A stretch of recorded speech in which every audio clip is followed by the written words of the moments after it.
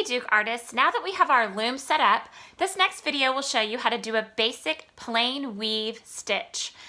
We're going to start with a color of yarn that is different from what we use to create our loom with. So I'm going to choose, how about pink? I'm going to be using pink yarn.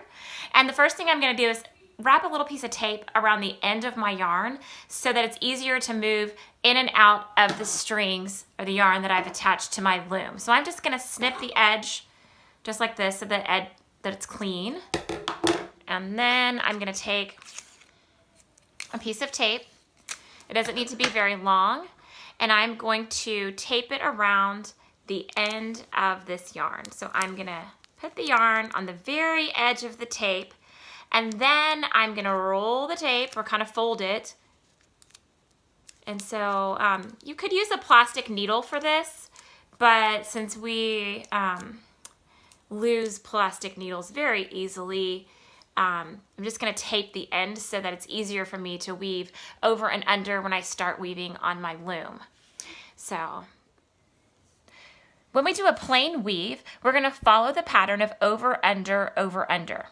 If you have an even number of threads on your warp, the warp is the vertical threads, the ones that go up and down, then you should always start either over or under every time when you start on your stitch over. So let me just show you what that's going to look like. So I'm going to take this piece that has the tape on it, and I'm going to go over the first piece of yarn, then under the second. I'm just lifting it up gently. Over, then under, over, under, over, under, over, under. So I started by going over, and I've ended by going under. I'm going to pull my yarn through. By the way, you want to have about an arm's length of yarn when you stretch your arms out when we get started on this. So I'm going to go ahead and cut that length of yarn.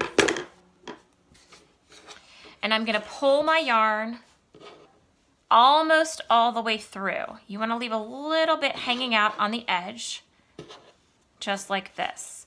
And I'm going to push my yarn all the way down to the bottom of my loom. So I went under the yellow thread at the end of my row of weaving.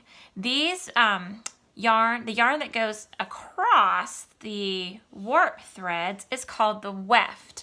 And the way that I remember warp and weft is that the weft goes right and left, and the warp goes up and down. So now I'm going to take the end of my yarn that has the tape on it, and because I went under the yellow right here, I'm going to go back this direction by going over first. I have to switch the pattern.